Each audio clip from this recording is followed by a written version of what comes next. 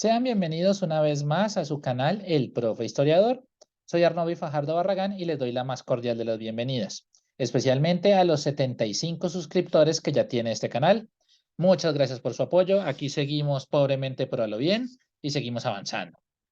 Bueno, este video va a servir para concluir con el ciclo o con la serie, como lo quieran llamar, de los golpes de Estado y las dictaduras en Colombia. Recuerden que ya hicimos un primer video en el cual planteábamos el problema, es decir, interpretar este fenómeno en el caso específico de la historia de Colombia y hacíamos algunas sugerencias de cómo podemos abordar el asunto. El video anterior fue sobre los golpes de Estado y las dictaduras en el siglo XIX, el cual tuvo una gran acogida. Les agradezco muchísimo por eso. Así que nosotros vamos a cerrar hoy con los golpes de Estado y las dictaduras en el siglo XX. Que pues en el fondo son pocas si lo comparamos con otros episodios. Acá las tenemos, fíjense. ¿Cuántos golpes de Estado tuvimos? Tuvimos dos. El de don José Manuel Marroquín en julio de 1900. Es un golpe de Estado y ahorita vamos a ver el contexto en el cual se dio. El de Gustavo Rojas Pinilla, Laureano Gómez en 1953, el famoso golpe de opinión, es el segundo golpe de Estado. Por el contrario, ¿cómo podemos interpretar lo que hizo Rafael Reyes o lo que hizo Mariano Ospina Pérez? Ambos fueron cierres de Congreso, ¿sí?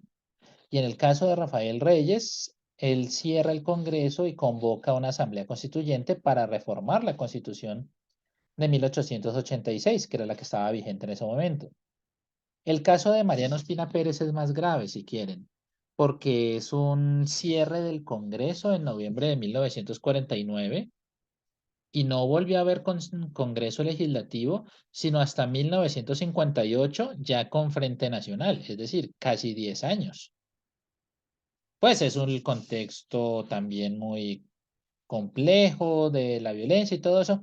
Entonces acá lo que nos sirve es que ambos están como los cuatro procesos se pueden enmarcar dentro de dos momentos particulares de la historia de Colombia. El golpe de Marroquín y las actitudes de Reyes pues están en lo que uno llamaría el cierre de la regeneración, este proceso de reorganización política del país, impulsado por Rafael Núñez y Miguel Antonio Caro, que llevó a la Constitución de 1886.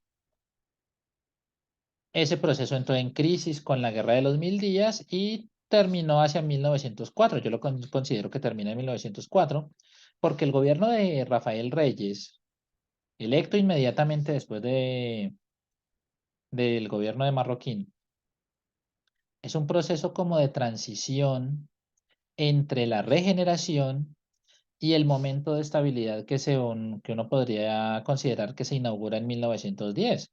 Es un periodo de relativa estabilidad, de paz en la República, que se viene a alterar de manera un poco seria con la primera violencia, que es la de los años 30, y que termina viéndose alteradísima pues con la violencia de mitad de siglo. Y esa violencia de mitad de siglo es la que nos ayuda a comprender el cierre del Congreso de Ospina Pérez y el golpe de opinión de Rojas Pinilla. Entonces, con este pequeño abrebocas, empecemos. Abordemos esto con un poquito más de detalle, porque hay algunas recurrencias en la manera como se dan los golpes de Estado y esos elementos de excepcionalidad política en Colombia. Uno de esos, una de esas características es la división de los partidos políticos. Si recuerdan el video anterior en donde hablábamos de Melo, del golpe de Melo de 1854, nosotros hablábamos de un partido liberal que estaba dividido en ese momento, Gólgotas contra draconianos, ¿sí? Pues bien, el golpe de Estado de 1900, el de José Manuel Marroquín, que es el que vamos a abordar primero, se da en el marco de la división del Partido Conservador hacia el final del periodo de la regeneración. El de la derecha es don José Manuel Marroquín, vicepresidente de la República. El presidente electo en 1898 y quien tenía que gobernar hasta 1904 era don Manuel Antonio San Clemente, y cada uno de ellos representaba una facción en la cual estaba dividido el Partido Conservador para finales del siglo XIX. Y es una división que predominó hasta más o menos la década de 1920. ¿Mm? El Partido Conservador se dividió entre los nacionalistas, agrupados en torno a la figura de don Miguel Antonio Caro, uno de los artífices de la regeneración con Núñez, y que habían creado el Partido Nacional. Luego de la muerte de Núñez, ese Partido Nacional, esa coalición de moderados y de conservadores, pues se terminó volviendo solamente una rosca de conservadores. Uno de los representantes fue San Clemente, y los que no estaban de acuerdo con el predominio de Caro y con esta importancia del Partido Nacional, se hicieron llamar ellos mismos históricos, porque se suponía que recogían los ideales del, del Partido Conservador fundado en 1849, es decir, su programa y sus cosas, es decir, ellos decían que eran los verdaderos conservadores. Para calmar las cosas, fue que se hizo esta coalición de presidente nacionalista, vicepresidente histórico. ¿Mm? Pero eso se da en medio de un ambiente muy enrarecido de oposición liberal.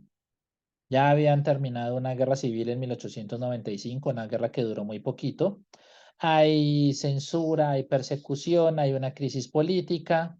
Eso se ve reflejado pues en caricaturas como esta, que esta es de una de las geniales de finales de siglo, en la cual está representado San Clemente como un monstruo, como una serpiente, que dice ni libertad ni orden, eso es lo que dice su gorrito frigio, que ha cerrado periódicos, que ha expulsado miembros del Partido Liberal, que se han ido al exilio y todo eso. Y pues como a uno le enseñan y como uno recuerda, pues la última guerra civil del siglo XIX y con la cual inauguramos el siglo XX fue la Guerra de los Mil Días, en oposición al gobierno conservador de estos dos señores. La guerra estalló en octubre de 1899 y dejó estampas como estas. La de los niños soldados, es decir, los niños participando en el conflicto, eran reclutados tanto por liberales como por el gobierno conservador, y cosas de horror como las calaveras que se recogieron después de la batalla de Palo Negro, la más grande de las guerras civiles colombianas. Y para los que viven en Bucaramanga, ellos saben que el aeropuerto está donde se ubicó la batalla más grande de la guerra civil, ¿sí? La batalla de Palo Negro.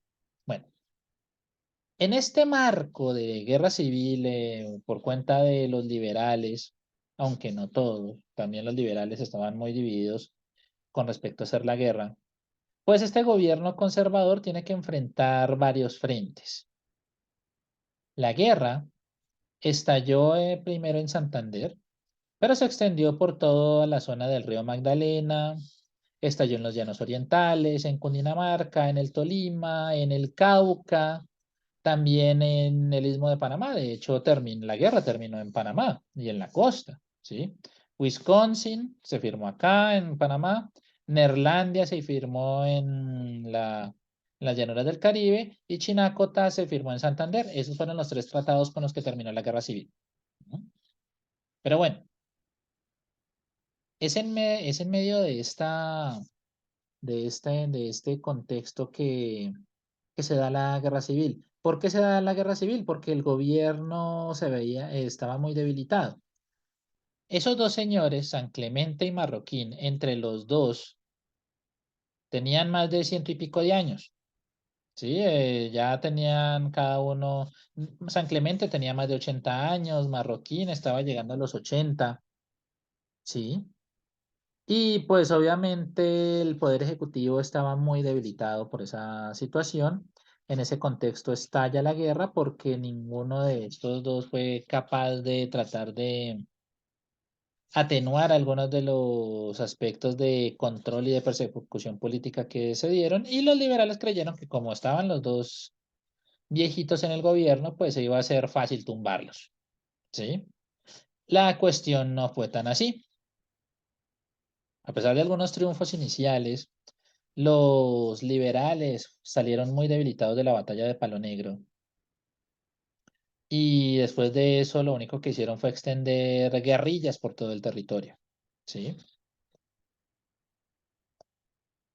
Y es en ese marco en el cual, pues, lo que hace Marroquín es dar un golpe de estado. Ni siquiera el presidente San Clemente estaba en Bogotá, estaba en Anapoima y en Villeta por cuestiones de salud. No alcanzaba a gobernar acá por cuestiones de altura y todo eso. En medio de ese vacío de poder es que Marroquín da el golpe de estado, y es un golpe de estado apoyado por un buen sector de los conservadores, y que fue visto hasta cierto punto por los liberales rebeldes como una posibilidad de negociar la paz. Sin embargo, eso no ocurrió.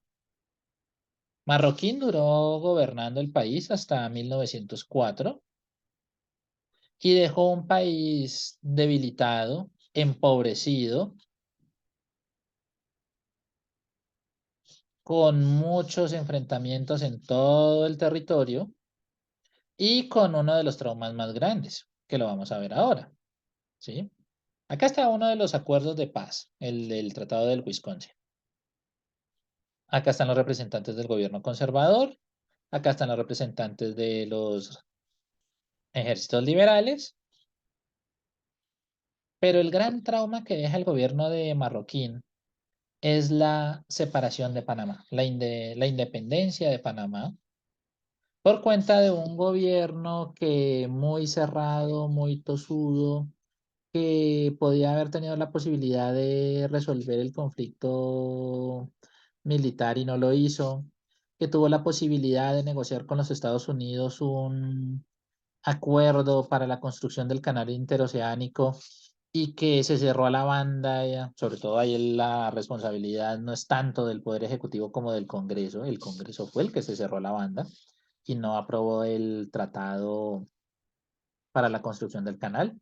Y por eso los panameños, pues, con el apoyo de los Estados Unidos, declararon su independencia. Es uno de los grandes traumas de la historia de Colombia, dentro de tantos traumas que tenemos nosotros.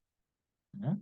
Amerita para un programa y sobre todo para contestarle a cierto periodista genérico que ha hablado del tema. En fin, es en este marco en el cual termina el gobierno de Marroquín. Fíjense que el gobierno de Marroquín es simplemente un golpe de Estado para asumir el poder, pero no es una dictadura. Es decir, Marroquín entregó el poder el 7 de agosto de 1904 y se dedicó a sus asuntos literarios, que era lo que en lo cual él se destacaba. Él como escritor costumbrista era muy importante. Como político, no tanto como lo pueden ver. No pudo pacificar el país, entregó debilitado, no fue capaz de impedir la separación del territorio, y pues con cierto cinismo y humor santafereño pues decía que no tenían por qué quejarse. Recibía un país y entregaba dos. ¿No? Así es como se cierra la regeneración. Cierra de muy mala manera, si lo quieren ver así. Y entonces la opción es cómo nosotros entonces nos vamos a recuperar de todo de este conjunto de problemas. ¿Mm? Ahí es donde viene la figura del general Rafael Reyes. Es un político muy interesante en la historia de Colombia. Eh, Hizo expediciones por el Amazonas buscando caucho, buscando riquezas, a pesar de que era boyacense de Santa Rosa Viterbo. Reyes no tenía como esa mentalidad del boyacense, que algunos dicen que sí, como muy apegado a la tierra y todo eso, ¿no? Él tenía algunos lo quieren asimilar como una visión más emprendedora, muy parecida a la de los antioqueños, ¿sí? Y además, varias de sus acciones más importantes no tuvieron ese, como escenario Boyacá ni nada de esto, sino que tuvieron lugar en el Cauca, en ciertas guerras civiles, sobre todo en la guerra del 95. Entonces, este es un personaje, también es un tipo de mundo y un tipo que tiene una visión muy clara de cómo se tiene que gobernar el país. Era histórico como marroquín, conservador, pero tenía una propuesta de concordia. Es decir, necesita gobernar con los liberales a pesar de que estos perdieron la guerra civil y a pesar de que los va a poner como socio minoritario. ¿Sí? Eso no importa, hay que contar con ellos. Los habían excluido directamente durante una buena parte de la regeneración, pues ahora tienen la oportunidad de participar en el gobierno, de darle ciertos espacios de viabilidad. Y además es un presidente que tiene una perspectiva modernizadora. Por ejemplo, el Ejército Nacional siempre recuerda con mucho cariño al general Rafael Reyes porque fue uno de los impulsores de la reforma militar que llevó a la construcción del ejército colombiano tal y como nosotros lo conocemos hoy.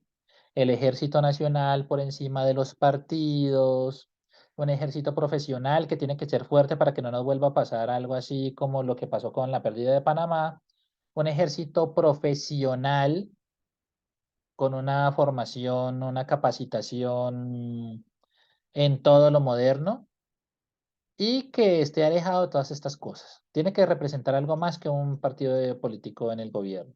Entonces, la imagen del Ejército Nacional, que se crea con la Escuela de Cadetes y la Escuela Superior de Guerra, con las misiones militares chilenas, que han aprendido por su propia, por su cuenta, el modelo militar prusiano, pues todo eso es lo que él trae.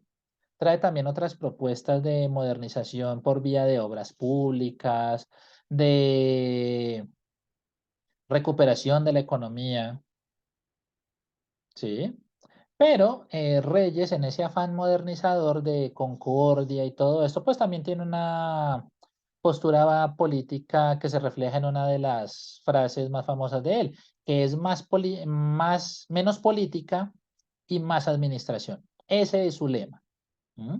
¿Dónde estaba la política en ese momento? Estaba en el Congreso. Y el Congreso no fue muy receptivo con respecto a las ideas de Reyes, a estas ideas, a este impulso modernizador y todo esto. Y pues Reyes lo que hace hacia finales de 1904, es decir, no llevaba más de 6 meses gobernando, y lo que él hace es cerrar el Congreso. ¿Mm? Y ahí, pues cosa paradójica, Miguel Antonio Caro se mostró como la voz que denunciaba las actitudes autoritarias de Reyes, ¿m? Siendo miembro del Congreso. Siendo miembro del Congreso, Caro hizo eso. Decía que Rafael Reyes lo que quería era imitar a Porfirio Díaz en México, y recuerden que hablamos de Porfirio Díaz en, en el primer video de esta serie, de este señor que gobernó más de 30 años el país, que tuvieron que armarle una revolución, la Revolución Mexicana, para tumbarlo del poder, ¿sí? Entonces decían que Caro, Miguel Antonio Caro decía que Reyes quería hacer eso acá en Colombia y que era una versión ridícula y que no sé qué. Y entonces, frente a esa oposición del Congreso y tal, Reyes cierra el Congreso. Ahí estamos hablando de un golpe de Estado por cerrar el Congreso, o sería algo muy parecido a lo que hizo Bolívar en su momento en 1828. ¿Por qué? Porque Reyes no gobierna solo. Él cierra el Congreso, pero convoca una asamblea constituyente con el objetivo de reformar la Constitución de 1886, ¿sí? De atenuar algunas de las cosas y todo eso. Y ahí trata de vincular a conservadores históricos y a otros sectores políticos, liberales y toda la cosa, algo más amplio, ¿sí? Y esa asamblea constituyente que se reúne en 1905, pues cambia algunas cosas del país, incluyendo la división del territorio. Simplemente imagínense esto. Como lo vamos acá. Esta organización de los territorios, Panamá, Magdalena, Bolívar, Cauca, Antioquia, Santander, Boyacá, Cundinamarca, Tolima, esta venía de los tiempos del periodo federal. Sí, esa era la misma organización de los Estados Unidos de Colombia. La regeneración no cambió eso. ¿Qué es lo que hace Reyes? Lo que hace Reyes es cambiar el orden político administrativo cuando cambia los departamentos. Y ahorita vamos a ver esa otra diapositiva. Él cambia los departamentos, los fragmenta, ¿sí? Entonces fíjense que este mapa, que es de 1908, ya nos muestra por acá que hay un departamento que se va a llamar Atlántico, por aquí está Caldas, este ya es Tolima y frente a Tolima está Huila, el Cauca ya no existe, se repartió en muchas partes. Pasto, Túquerres, que no sé qué, Antioquia también se divide, los Santanderes, ¿sí? Toda esta fragmentación es para administrar mejor el país, para evitar esos conflictos políticos. O sea, es una mezcla como de reconocimiento de realidades regionales, pero al mismo tiempo es una forma de reforzar el poder del centro. Es el típico divide y reinarás que se aplica al orden político nacional. Se da cierta viabilidad a algunas regiones, pero al mismo tiempo los territorios más pequeños dependen del centro. Ujú.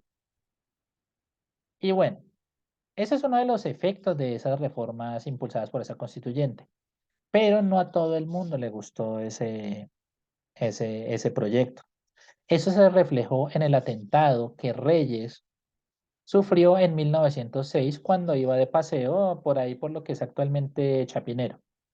Resulta que unos caballeros lo abordaron, le hicieron unos tiros al carruaje en el cual él iba con su hija, él se salvó, la policía intervino, capturó a los asesinos, les hicieron un consejo de guerra y los fusilaron inmediatamente.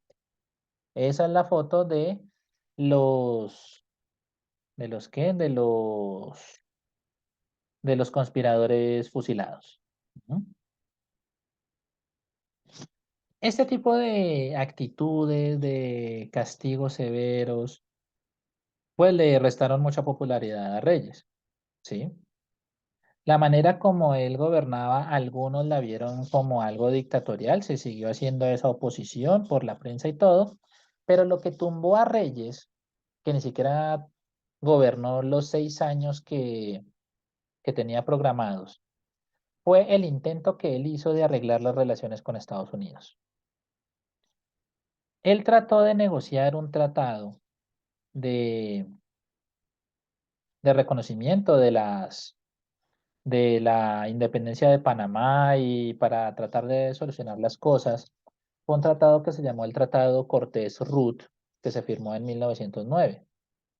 Sin embargo, cuando la opinión pública, sobre todo acá en Bogotá, se enteró de la firma del tratado, le hicieron oposición a Reyes.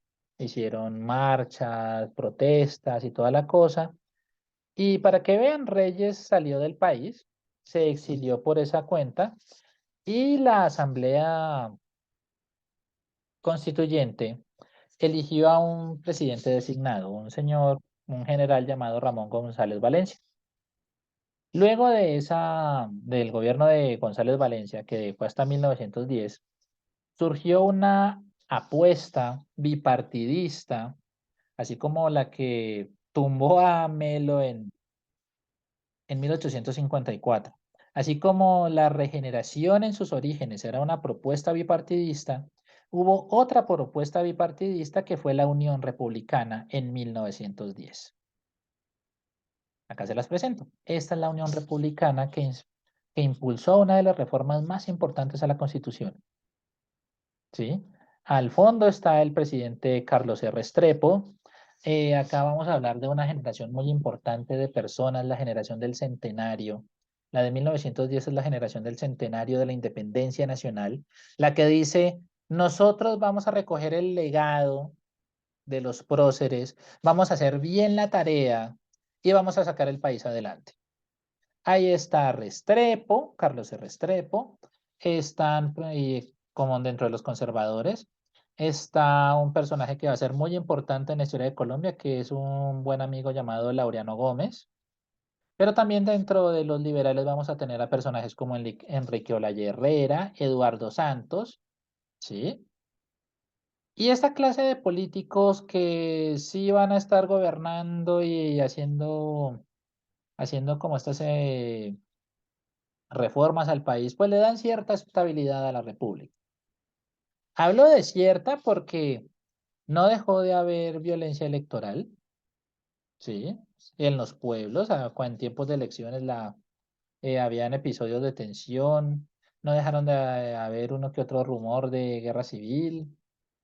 El país empezó a transformarse y con esas transformaciones vinieron otro tipo de conflictos que se ven reflejados en episodios como la masacre de artesanos de 1919, los paros en Barranca Bermeja, que estaba empezando a volverse el corazón petrolero de Colombia, y esos paros fueron en 1922 y 1926. Estamos hablando de las bananeras de 1928, ¿sí? Pero más allá de eso, para mucha gente era un periodo de paz, ¿sí? Un periodo de paz y de optimismo con respecto a, a lo que era el país, a a las perspectivas que teníamos nosotros de que Colombia saliera adelante. Fíjense, por ejemplo, que esta placa ustedes la encuentran ahí en la esquina de la séptima al frente del Colegio San Bartolomé. Esta placa que yo les estoy mostrando acá eh, está en una de las paredes del Capitolio y dice: la nación agradecida a los fundadores de la paz en el 40º aniversario de la firma del Tratado del Wisconsin, que puso fin a la última guerra civil. Bogotá, 21 de noviembre de 1942. Ujú. Para algunos estábamos viviendo en paz, ¿sí? Es decir, ya se suponía que que las guerras civiles eran cosas del pasado, que los partidos políticos habían aprendido a vivir juntos, a convivir juntos. Un ejemplo de eso hasta cierto punto fue que no hubo una guerra civil, ni un golpe de Estado, ni una dictadura cuando los conservadores perdieron el poder en 1930, ¿sí? Sino que hubo una transición relativamente pacífica entre los conservadores y un personaje como Enrique Olaya Herrera, que hizo un gobierno de coalición, la Concentración Nacional, ¿sí? Y se esperaba que luego que los liberales perdieron el poder en 1946, la transición fuera igual de liberales a conservadores, ¿sí? El presidente Mariano Ospina Pérez propuso un gobierno de unión nacional, algo moderado, algo que no tuviera que ver con exacerbación política, pero si recuerdan las charlas que tuvimos con nuestro invitado González, y si no las han visto, acá les dejo el enlace para que vean los diálogos que tuvimos, porque hablamos de eso, aprovechando pues los 70 años los 75 años, perdón, del asesinato de Gaitán, de lo cual también nosotros hicimos acá un especial, sobre todo de Gaitán en televisión. Ahí también les voy a dejar los enlaces para que lo vean. Pero dejando de lado eso, pues uno esperaba o esperaría que se hubiera podido hacer un asunto de coalición entre liberales y conservadores, solamente que eso no prosperó. Empezó a aumentar la violencia, no solamente en la prensa, sino también en las calles y en los campos con el aumento de los homicidios.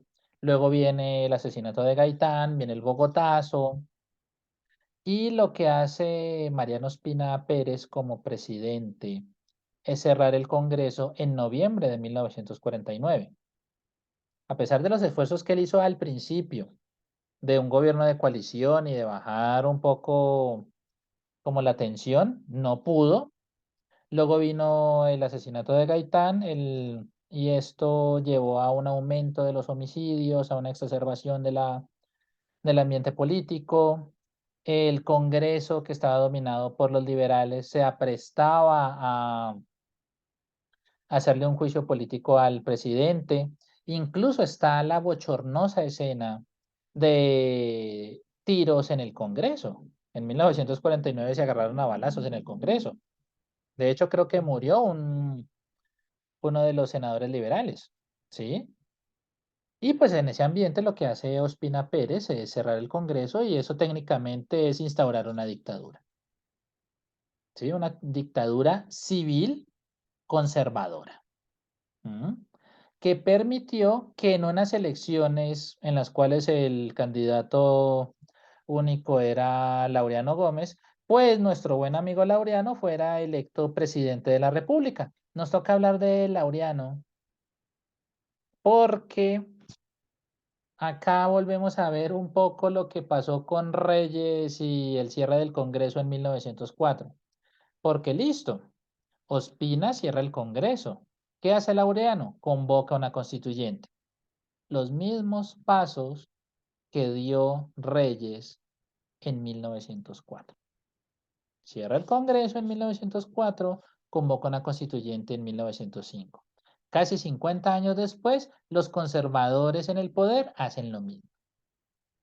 Acá le señalamos el que cerró el Congreso, acá señalamos al que convocó una constituyente, con el propósito de crear una nueva carta política para el país. Y pues bueno, a Laureano se le ha dicho de todo, reaccionario, no se puede negar que fue reaccionario, fascista, nazi, que no sé qué y todo eso, pero pues más que nada estaba más interesado como en el proyecto nacional catolicista de Franco y también inspirado en el modelo corporativo de la dictadura de Portugal. Entonces él quería crear un estado corporativo, eh, con ciertas cosas que tenían que impulsar al municipio, gremios que fueran los que legislaran, no partidos políticos. Consideraba que esta lucha por los partidos era lo que se estaba tirando el país. En fin. Y pues en el gobierno de Laureano, mucha gente no quería a Laureano, pues lo que ocurre es el aumento de la violencia política, ¿sí? Los asesinatos, estamos hablando de de los grupos de la policía chulavita, de las guerrillas del llano, de la resistencia liberal, de la resistencia comunista, de los pájaros, todo ese ambiente que se desarrolló en la Colombia de mitad de siglo, ¿sí?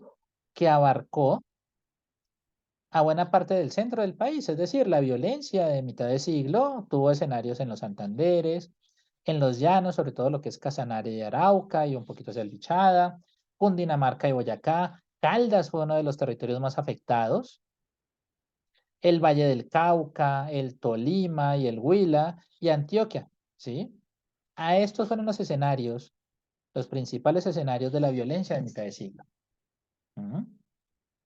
Y Laureano en este proyecto pues trata de crear esta nueva constitución con su constituyente.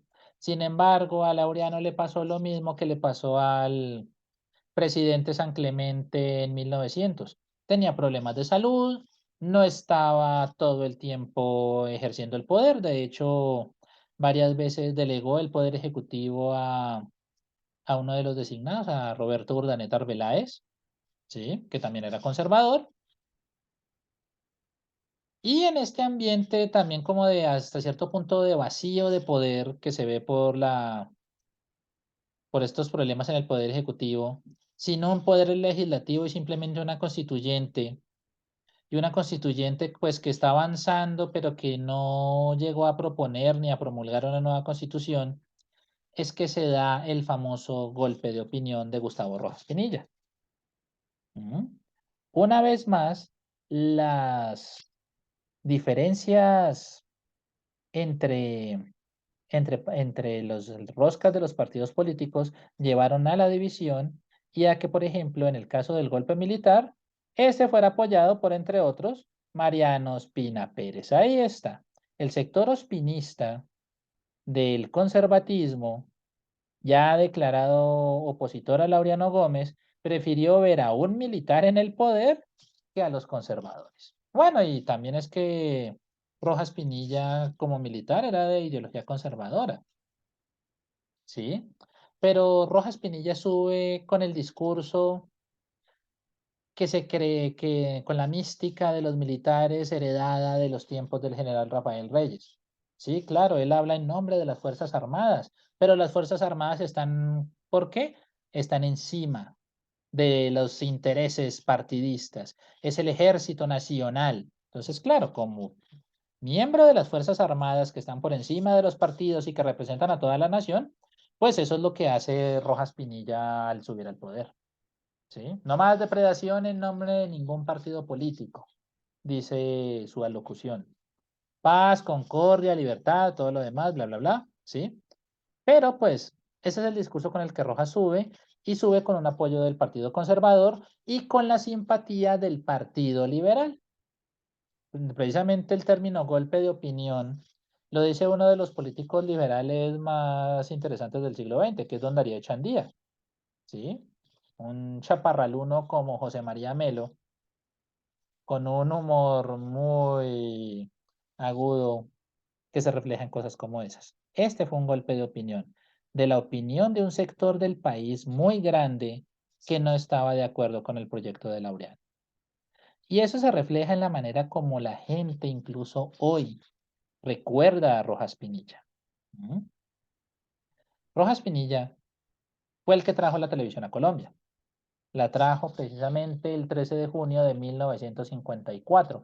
Es decir, el otro año van a ser, a ver, 54, 64, 74, 84, 94, 2004, 2014, 2024. Van a ser 80 años de la televisión nacional. ¿Sí? No, mentira, 70 años. 70 años de la televisión nacional, perdón. ¿Sí? 70 años de la televisión que empezó en Bogotá, en Manizales, 9 de la noche, himno nacional, palabras de Rojas Pinilla. ¿Cómo refrenda Rojas Pinilla su autoridad? Pues esa constituyente que había creado Laureano se convirtió en un legislativo de bolsillo que refrendó el golpe de Rojas Pinilla y que luego, en 1954, dijo que el periodo de Rojas Pinilla iba del 54 al 58. ¿Mm?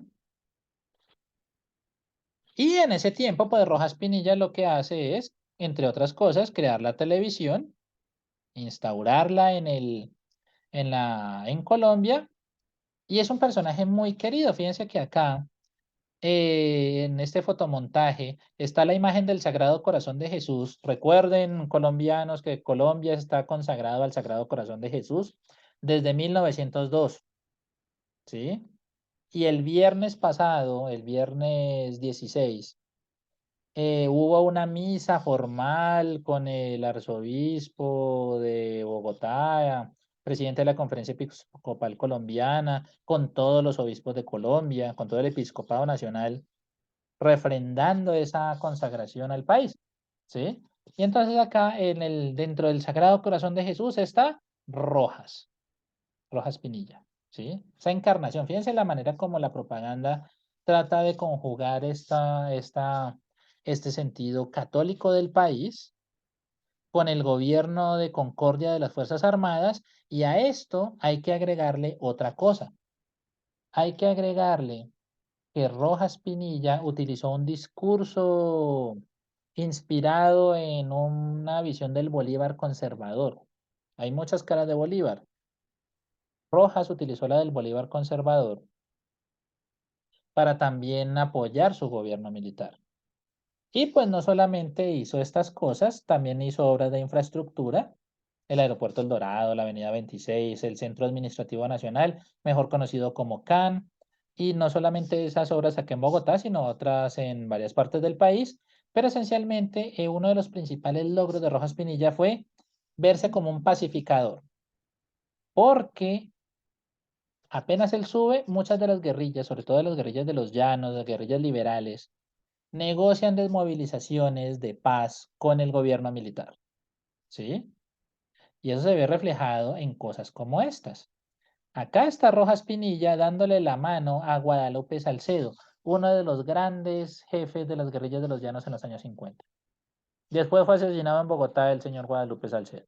Esa es una historia que habrá que contar en algún momento. ¿Mm? Pero acá estamos en un momento de paz y de reconciliación. El gobierno nacional con las guerrillas de los llanos que consideran que con esto ya va a cesar la persecución y toda la cosa. Pero también eras bien visto por sectores conservadores, porque así como se tomaba fotos con guerrilleros liberales, pues está una muy famosa foto de él, acá está, con un líder político del Valle, y el de la izquierda es León María Lozano, alias el Cóndor, el jefe de los pájaros, los matones conservadores que actuaban en la zona de Caldas y del norte del Valle del Cauca. Y la historia del cóndor, ustedes la pueden conocer porque de eso hay una película que se llama Cóndores no entierran todos los días, en la cual el cóndor es interpretado por Frank Ramírez. Y esa película también está basada en una novela de Gustavo Álvarez Gardiazabal que se llama así, Cóndores no entierran todos los días. Entonces, fíjense, el cóndor con Rojas Pinilla en un evento en el Valle del Cauca. Ujú. Digamos que hasta ahí va bien todo. Hay como este momento de concordia, de todas estas cosas. Rojas Pinilla se lleva bien con los gremios económicos, con la ANDI, con FENALCO. Tiene buenos rendimientos las exportaciones de café en su momento. Es que de hecho ni siquiera la violencia con toda esa ola de asesinatos y todo eso no llevó a una crisis de la economía cafetera. Todo lo contrario, fue cuando más se exportó café, mientras los campesinos se estaban matando. ¿Mm? Sin embargo, ya muy hacia 1954, o sea, muy hacia el primer momento, hacia el primer, ¿qué? Hacia el primer año de gobierno, pues Rojas también empieza como a alejarse un poco de los políticos que lo apoyaron, ya fuera de manera directa como el sector ospinista o de manera tácita como los liberales, y él trata de crear su propio movimiento, lo que él llamó el binomio del pueblo con las Fuerzas Armadas, ¿m? Para sacar a liberales y conservadores, ¿sí? Se empieza a pelear con la prensa también. Entonces, para esa época es que va a empezar a pelearse con el tiempo, con el espectador. Luego ambos periódicos van a ser clausurados. Se cierra el tiempo y los editores del tiempo crean uno que se llama intermedio. Cierran el espectador y los chicos del espectador crean uno que se llama el independiente. Y al mismo tiempo también hay varios episodios que empañan el gobierno de Rojas Pinilla. El momento más duro de Rojas, uno de esos episodios que empañan la gestión de Rojas Pinilla, es la masacre de estudiantes en Bogotá en junio de 1954. ¿Sí? Este es uno de los momentos previos. Los estudiantes universitarios, tanto de las públicas como de las privadas, están protestando contra el gobierno militar porque ya están viendo que está teniendo como estos tintes que, si se quiere, un poco más personalistas, dictatoriales, en un contexto en el cual hay dictaduras en casi toda América Latina. De hecho, había un libro de eso que se llamaba Democracias y Tiranías en el Caribe, y ahí incluían a esta. Estaba Marcos Pérez Jiménez en Venezuela, estaba Trujillo en República Dominicana, estaba Batista en Cuba, ¿sí? Dentro de este contexto es que se da esta situación y los militares disparan contra los estudiantes, ¿no? Ustedes saben por qué en Colombia en junio, 8 y 9 de junio, se conmemora el Día del Estudiante Caído y por qué por eso hay protestas en las universidades públicas, precisamente para recordar a algunos de los que cayeron acá en estos episodios de 1954 quienes a su vez no solamente marchaban para protestar contra el gobierno militar, sino que protestaban recordando los 25 años de la muerte del primer mártir de la lucha estudiantil en Colombia, un estudiante de la Nacional que en 1929 cayó a manos del ejército. Se llamaba Gonzalo Bravo Pérez, ¿sí? Hay que también hablar de la historia del movimiento estudiantil y del Día del Estudiante Caído. Pero también hay que decir que la mejor forma de recordar a los estudiantes caídos no es buscando crear más mártires. Por eso es que no me gustan esas protestas. Bueno, ellos tendrán sus razones y todo eso. Yo prefiero ya seguir acá con este relato, con otro no me meto. En fin, lo cierto es que estos episodios empiezan a debilitar a Rojas o a empañar su gestión. Además, la violencia que él había podido mitigar hasta cierto punto en todas esas regiones del país volvió a surgir con fuerza, pero se concentró sobre todo en lo que sería Sumapaz, Caldas, el norte del valle y entre el Tolima y el Huila. En toda esta zona se empezaron a reagrupar grupos de autodefensas comunistas, guerrillas liberales, algunas que son más que no tanto guerrillas liberales como ya grupos de bandoleros, el fenómeno del bandolerismo que ha sido muy estudiado acá en el país. Y todo esto lleva a que empiece a tambalearse Rojas. Su proyecto de movimiento de pueblo con Fuerzas Armadas recibe una dura reacción por cuenta de los partidos políticos que se reagrupan. Y fíjense que alguien que parecía ya de salida como Laureano vuelve al ruedo. Laureano, luego del golpe de Rojas, se había ido a España. Hasta allá fue Alberto Lleras Camargo a buscarlo y entre los dos reagruparon a sus facciones de los partidos políticos y hablando en nombre del país, lo cual uno podría decir hasta qué punto sí es válido o hasta qué punto fue una usurpación de la voluntad nacional. Pero lo cierto es que estos dos configuraron el Frente Nacional, el proyecto bipartidista con el doble objetivo de tumbar el gobierno militar de Rojas y restaurar la democracia en Colombia con esta paridad ¿de qué? Con esta paridad de liberales y conservadores en el poder. Alternancia presidencial, repartición milimétrica de los cargos, paridad en el Congreso, etcétera, etcétera. ¿Sí? Ese proyecto lo formaron estos dos, Laureano con Lleras Camargo.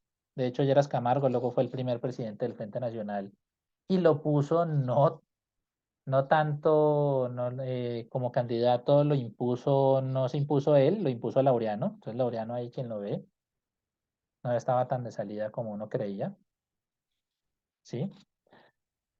Y ellos dos pues tumban a Rojas junto con el apoyo de los gremios, de la Iglesia Católica, de la prensa, de, de los estudiantes. Entonces es un movimiento civil, ¿sí? Y dentro de ese marco es que Rojas sale en mayo de 1957 y se instaura, Rojas Pinilla instaura una junta militar de gobierno, ¿sí? Estos son los miembros de la junta militar de gobierno, ¿sí? El general Navas Pardo, el general Fonseca, el general París, el contraalmirante Piedrahíta y el general Ordóñez. Rojas creó esta junta militar para que ellos siguieran gobernando el país. ¿Mm? Pero a lo que se compromete la Junta Militar de Gobierno es a entregar el mando el 7 de agosto de 1958 a un presidente democráticamente elegido, que fue Alberto Lleras Camargo. Y recuerden que en el capítulo 1 de esta serie nosotros hablamos de que hubo una intentona para tumbar a la Junta Militar, para arrestar a Lleras y para que los militares siguieran gobernando. Esa intentona, que fue la Operación Cobra, pues no funcionó. La Junta Militar cumplió con su compromiso Y en 1958 se inaugura el Frente Nacional, que pues, bueno, ahí ustedes verán cómo han aprendido, qué han conocido del Frente Nacional. Si es una manguala bipartidista, si es un retorno de la democracia, pues de una democracia convaleciente. Ahí las interpretaciones pues dan para que hagamos más programas, para que hablemos de estos temas, ¿sí? Pero hasta acá llegan nuestros momentos de golpe, dictadura y lo demás. Lo demás han sido intentonas. Y de hecho, pues no podemos hablar de otros golpes de Estado. Podemos es hablar de intentos de cooptación del Estado por ciertos proyectos políticos. Estoy pensando en el proyecto uribista. ¿M? Y pues para hablar de eso, veamos simplemente un pequeño clip. El presidente les tiende la mano. Se entabla una negociación. Los jefes paramilitares son invitados al Congreso para convencer al país de la legitimidad de su lucha. Para convencer a los congresistas de la necesidad de adoptar medidas excepcionales para acabar con la guerra y permitirles volver a casa. Estamos en vísperas de una ley que puede cambiarlo todo. Normalmente todo debe salir bien.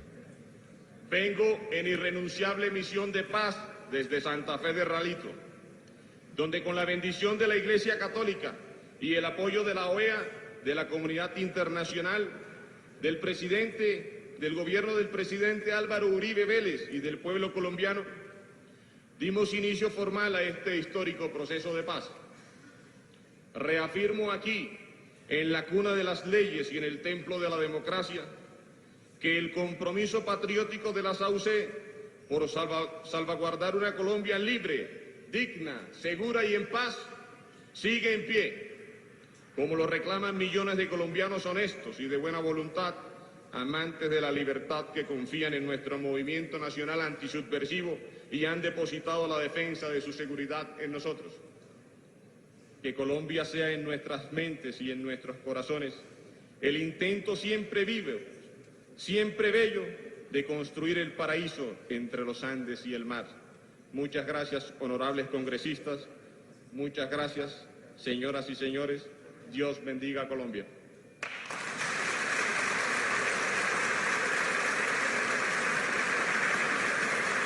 Continúe, señor secretario. Aquí está solo una de las fotos A continuación, de los miles de asesinados y desaparecidos, víctimas de los crímenes de militares y paramilitares. Afuera gritan y claman: no más impunidad, no a las leyes de perdón y olvido. Que el Estado creador del paramilitarismo responda por los crímenes.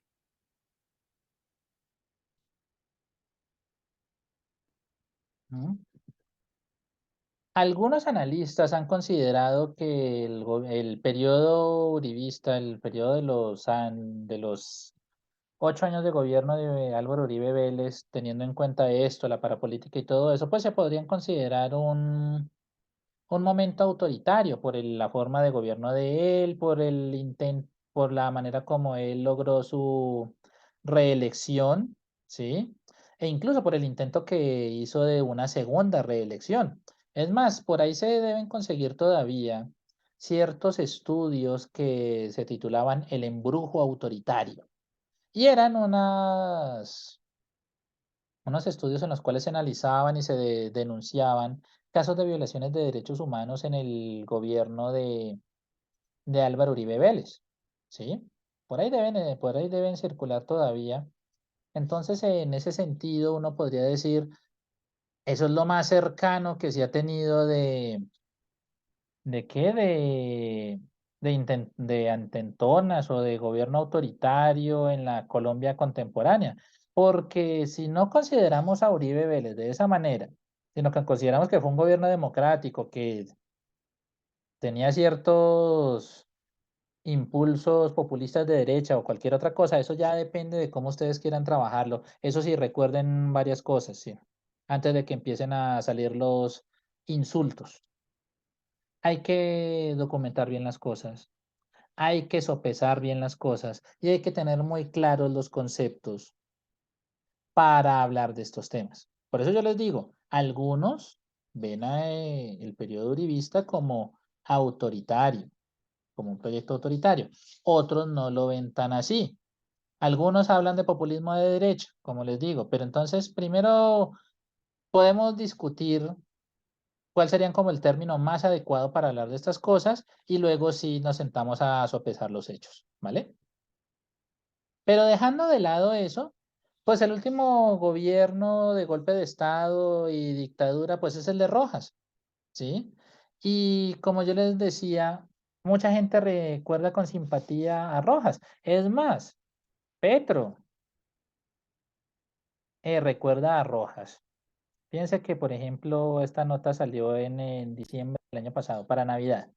En la Navidad del año pasado, Petro estuvo en Tolemaida y, entre otras cosas, pues dijo que estaba pensando transformar la base de Tolemaida en una universidad, pero lo importante está acá, en que Petro dijo que era difícil expresar una opinión dadas las circunstancias por las que gobernó, pero, a renglón seguido, Petro dice, si se examina a través ya del tiempo que ha pasado, de las décadas, el siglo pasado, indudablemente el general Rojas Pinilla tuvo unos momentos, unas decisiones absolutamente fundamentales, no solamente desde la estrategia militar, sino como estadista que alcanzó a ser. ¿Sí? Y dice, el pueblo, lo más popular de Colombia, lo recuerda con mucho cariño. ¿Mm? Sino que, fíjense lo que dice acá, la nota del espectador. Petro se deshizo en loas al militar y lo catalogó como alguien que no pensaba lo militar como puramente militar, como un asunto de ejercicio físico, de preparación física, sino que el general pensaba que lo que tenía que prepararse además era toda una nación. ¿Sí? Entonces, digámoslo ahí, es una visión ¿de qué? De elogios al gobierno militar, ¿sí? Que pasó por ¿qué? Por de agache porque estábamos en Navidad y pues el espectador, fíjense acá también el tono como se escribe la noticia. Sin embargo, no deja de ser polémico que el presidente reivindique la imagen del único dictador militar que tuvo el país durante el siglo XX. ¿Sí?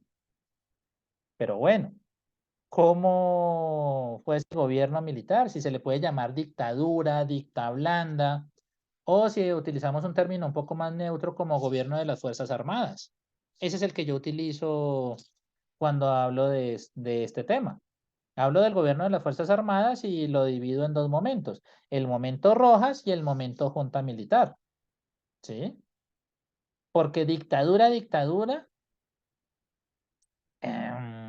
queda la duda. Pero fíjense que ahí se vuelve otra vez como a estos procesos que habíamos visto un poquito como en el siglo XIX. Constituyente, gobierno de excepción, constituyente, gobierno de excepción. No sé, es como un... No podemos hablar de que la historia se repite, pero que sí hay como ciertas semejanzas, ciertas recurrencias en los comportamientos políticos. Ujú. En fin, pues para ir cerrando este último episodio, pues nos queda una última sección. Recuerden que nosotros siempre nos vamos hacia el final al depósito de libros. Tenemos que irnos al depósito de libros, sobre todo pues para abordar, así sea de manera breve, eh, algunos libritos que nos ayuden a estudiar estos temas. Por ejemplo, para el tema de la Guerra de los 1000 días, con sus antecedentes y sus consecuencias, obviamente uno de los textos más útiles, uno de los que se ha utilizado muchísimo, es el de Charles Berquist, Café y Conflicto en Colombia, que va de 1886 a 1910. Ese es el periodo que él analiza, es decir, él analiza regeneración, guerra civil, gobierno de Rafael Reyes. ¿Mm? Y sobre Reyes, la única biografía que se conoce y que se ha reproducido mucho es de Eduardo Lemaitre, que en su primera edición se llamaba Rafael Reyes, biografía de un gran colombiano. ¿sí? Hay muchos personajes en los cuales se escribieron biografías y después de eso no se volvió a estudiar, no se volvieron a estudiar, entonces nos toca recurrir a estas biografías, como en el caso de Reyes, hecha por Eduardo Lemaitre. Y bueno, si ya nos vamos al otro momento, que es el momento Rojas Pinilla y cierre del Congreso y todo eso, pues hablando de Laureano, como uno de los protagonistas, ya sea porque aprovecha el cierre del Congreso para subir al poder, pero luego cae víctima del golpe de Estado, y teniendo en cuenta que fue uno de los personajes más interesantes de la historia política del país, porque además también empezó su carrera política siendo opositor a Rafael Reyes, pues vale la pena conocer un poco más de la vida de Laureano. Ahí está la biografía de James Henderson, la modernización en Colombia, los años de Laureano Gómez. No solamente es la vida de Laureano, sino que también es la historia política de Colombia desde la regeneración hasta los primeros tiempos del Frente Nacional, incluyendo modernización, república conservadora, república liberal, la violencia, todo esto a través de los ojos de este personaje de excepción. Y con respecto a Rojas, pues hay varios estudios de Rojas Pinilla, pero la biografía más conocida es la de Silvia Galvis y Alberto Donadío, que se llama El Jefe Supremo, Rojas Pinilla en la violencia y el poder. ¿No? Y ahora que me acuerdo, los libros que sirven para la relación entre empresarios con política, con violencia, para este mismo periodo del cierre del Bogotazo, de la violencia, del cierre del Congreso y todo eso, los escribió un historiador y experto en historia económica y historia empresarial que se llama Eduardo Sáenz. Él escribió dos textos, La ofensiva empresarial y Colombia años 50. Todas las referencias, como ustedes saben, yo las dejo en la caja de descripción, en la sección del depósito de libros, ¿sí? Entonces ahí van a encontrar todas las referencias para que las busquen. Esos libros se encuentran en las bibliotecas públicas, aprovechen, visiten las bibliotecas, siempre es un lugar en el cual uno se puede divertir. Y bueno, hasta aquí el fin de la serie. ¿Qué tanto sabemos de los golpes de Estado y de qué tanto sabemos de los golpes de Estado en Colombia? ¿Mm? Les agradezco a todos ustedes su compañía. Y de nuevo los invito a que se suscriban al canal, a que compartan, difundan estos videos. Yo sigo recibiendo sus comentarios. Me demoro un poquito en contestar, pero siempre contesto. Los que han visto los que han visto los comentarios saben que yo contesto siempre. Em, los invito entonces a que se suscriban, a que compartan estos videos, a que den sus comentarios, si no por la caja, pues por el correo electrónico, profehistoriador.1981@gmail.com, ¿vale? También los invito a que pasen y vean el canal de Spotify, los podcasts de Un Cuarto con la Historia. Recuerden la invitación, queremos darle nueva vida al podcast. Díganos qué temas les gustaría que desarrolláramos ahí. Estamos atentos de sus opiniones. Y bueno, por el momento no es más. Les deseo una muy feliz semana. Estamos a 21 de junio. Ya se está acabando junio. Vamos en vacaciones los que estamos en vacaciones. Cuídense mucho, váyanse por la sombrita y que duerman, porque como dijo Piero, de vez en cuando viene bien dormir. Se despide de ustedes su atento amigo y su seguro servidor, el profe historiador, y hasta una próxima oportunidad. Hasta pronto. Chao.